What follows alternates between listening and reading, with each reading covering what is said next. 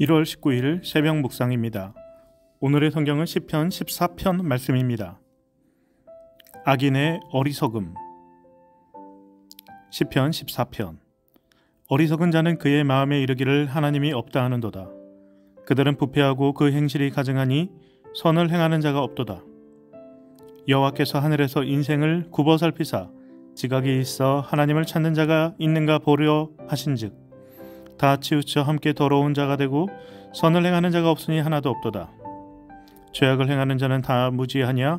그들이 떡 먹듯이 내 백성을 먹으면서 여호와를 부르지 아니하는도다. 그러나 거기서 그들은 두려워하고 두려워하였으니 하나님이 의인의 세대에 계심이로다. 너희가 가난한 자의 계획을 부끄럽게 하나 오직 여호와는 그의 피난처가 되시도다. 이스라엘의 구원이 시온에서 나오기를 원하도다. 여호와께서 그의 백성을 포로된 곳에서 돌이키실 때에 야곱이 즐거워하고 이스라엘이 기뻐하리로다. 아멘.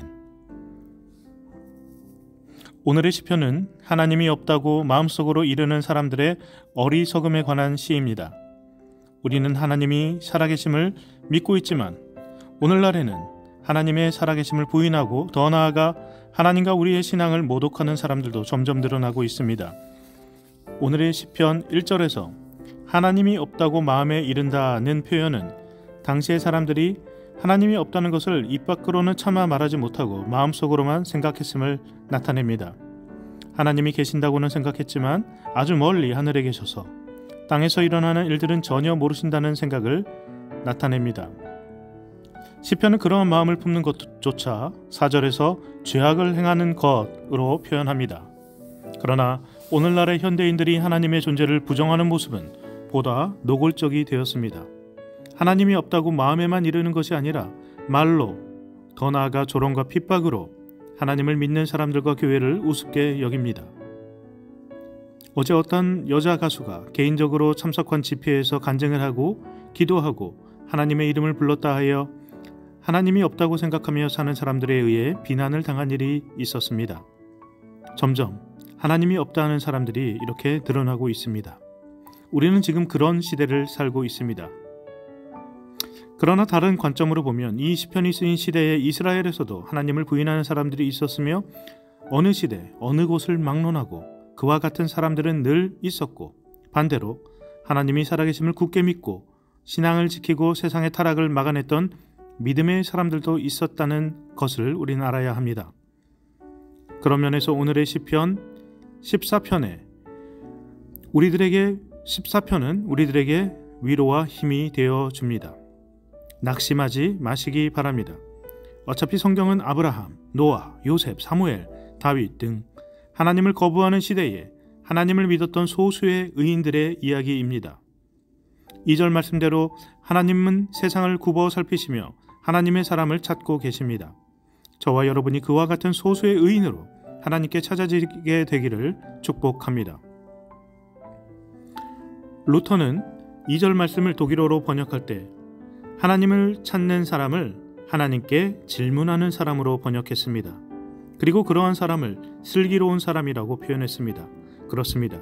우리는 우리의 믿음이 흔들릴 때마다 세상 속에서 신앙인으로 산다는 것에 위축감을 느낄 때마다 하나님께 물어봐야 합니다. 말씀과 기도 가운데 독서를 통해 목회자나 속장, 영적 멘토들을 통해 하나님께 더욱 가까이 나가고 질문해야 합니다. 심지어 믿음이 흔들릴 때에도 솔직한 마음으로 하나님께 더 가까이 나아가야 합니다. 하나님은 분명 답을 주시고 우리의 마음을 시원하게 해 주실 것입니다. 4절에서 떡 먹듯이 내 백성을 먹으면서 여호와를 부르지 않는 사람들은 하나님을 무시하는 지도자들을 의미합니다. 하나님을 부인하는 사람은 때로 인간적으로 볼 때 좋은 사람처럼 보이기도 하지만 결국 죄악을 행할 수밖에 없습니다. 왜냐하면 원죄를 다스리지 못하기 때문입니다. 예수님의 십자가 사건에서 빌라도와 바라바가 등장합니다. 둘은 묘한 대비를 이룹니다. 빌라도는 상식적이면서도 권력과 재력을 겸비한 세련된 글로벌 지성인이었습니다. 반면 바라바는 예수님으로 인해 목숨을 건진 사형수였습니다. 빌라도는 결국 예수님을 십자가에 못 박는 데 중요한 역할을 했고 사도신경에 그의 이름을 올렸습니다. 반면 소설적인 상상이긴 하지만 페르 라게르크비스트가 쓴 1951년 노벨문학상 수상작 바라바에서 바라바는 예수님의 참된 사랑과 자아 사이에서 갈등하는 현대인들을 상징합니다. 바라바는 믿어지지 않는 마음에 항상 솔직했습니다. 그러나 다른 한편으로는 믿고 싶은 마음에도 솔직했습니다. 결국 그는 소설의 마지막에서 예수님과 같은 방식으로 십자가에서 죽었는데 마지막으로 내 영혼을 당신께 맡깁니다 라는 말을 남기고 숨을 거둡니다. 사랑하는 여러분, 6절 말씀대로 세상은 믿음의 사람들을 바라보며 가난한 자의 계획을 부끄럽게 하듯 바라봅니다. 그러나 하나님은 예나 지금이나 하나님의 살아계심을 믿고 하나님을 의지하며 하나님께 계속 질문하는 의인들의 피난처가 되어 주십니다. 그의 백성에게 포로된 곳에서 돌이키시는 기쁨을 주실 것입니다. 즉 여호와께서 자기 백성의 운명을 바꾸어 주신다는 의미입니다. 하나님은 우리가 끝까지 믿음을 지키고 하나님의 살아계심을 믿을 때 우리를 감싸 주시고 더욱 사랑해 주십니다. 그런 우리를 찾아 주십니다. 그럴 때 우리는 7절의 고백대로 즐거워하고 기뻐하게 될 것입니다. 이 모든 놀라운 일을 간절히 소망하고 축원합니다. 아멘.